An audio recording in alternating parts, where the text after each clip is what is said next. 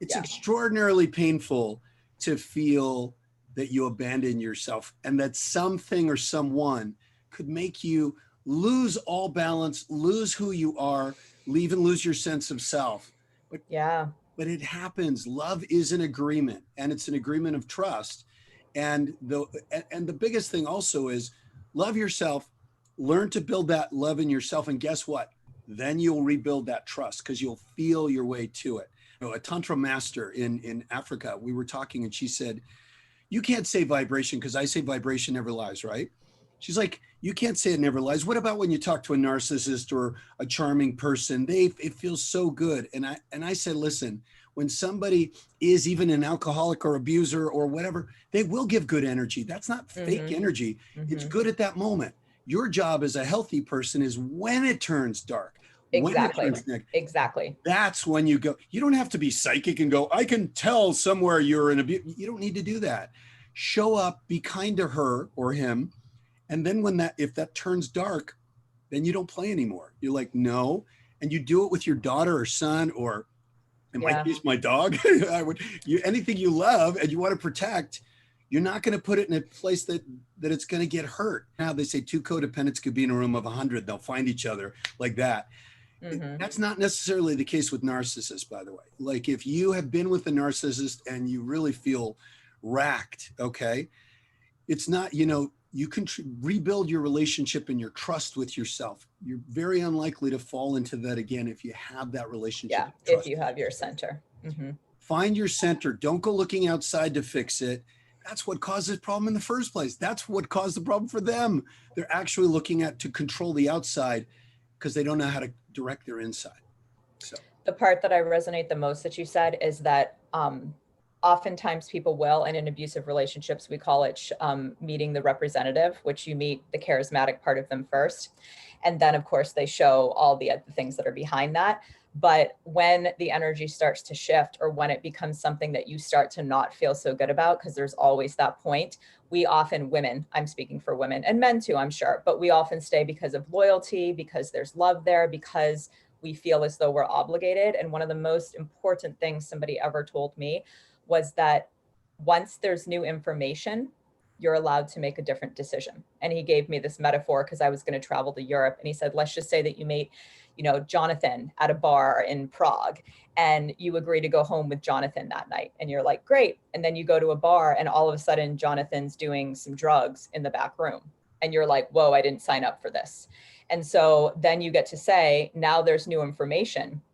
I can change my agreement about going home with Jonathan.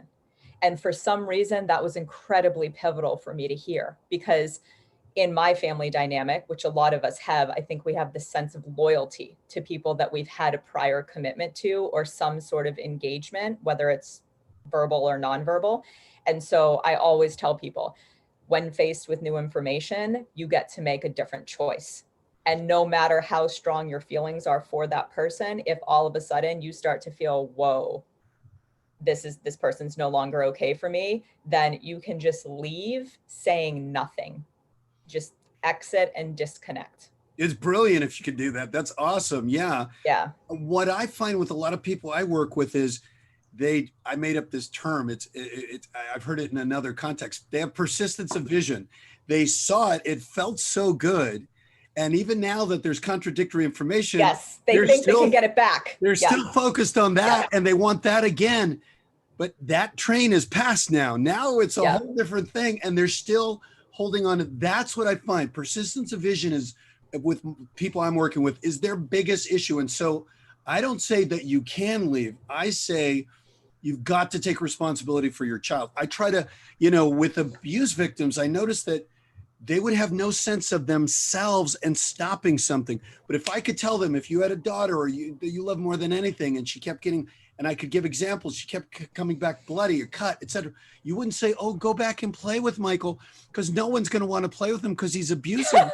And you're the only one. So you've got to go back, honey. And if your little girl's like, I don't want to go back. Well, you have to, honey, because no one would want to play with you. You would never do that. But that's exactly what abuse victims do. They've said to me, oh, but if I don't love him, no one will. Yeah. Yeah, there's a reason for that. Okay. Like, yeah. Or I can't leave him behind. It's actually a childhood wound. They feel as though they can't leave that person behind because that person's suffering, and somehow they feel guilt for leaving them. well, what a situation with a person we're calling a narcissist, which I really call a person who's completely empty. The problem with that is they take all your energy or life force, right? Your juice, whatever you want to call it, that could be used on you. So you feel as small as they do. That's the problem. And so because so much of your attention has gone to them, they feel very big and you feel very small. And therefore, the only thing to do is, well, if you have people who love you, reach out, get support. And a lot of us have, right? Reach out to us, reach out to somewhere and get help to turn around, to turn back inward. And now you've got to refeed that child. You've got to refeed that part of yourself, because it's the child part of ourselves that's in love, isn't it? That's magic that comes from that. So yeah, beautifully said, Z. So yeah, I mean, realize what happened then is not going to happen again ever the same way, you know? And and abusers are great at topping their last big trick, you know, doing something even more spectacular. And again, if it was your child or someone you love, you wouldn't care. If they've already hurt or abused your child, you're not going to sign up for it. So we'll call this video. Friends will know. If you have friends and you're telling them about the back and forth dynamic in your relationship, usually listen to your friends. If they're like, you're happy right now and telling me what a great, awesome time you had on this date, but for the last 2 weeks, you were crying and super upset and really confused, and like, listen to that. Yeah, as long as you haven't started hiding from them, you know, like where you tell them up, you're like, okay, I told you too much. Now you're telling me to break up and I'm not ready to do it. And also, if you're not telling your friends the truth, that's another red flag.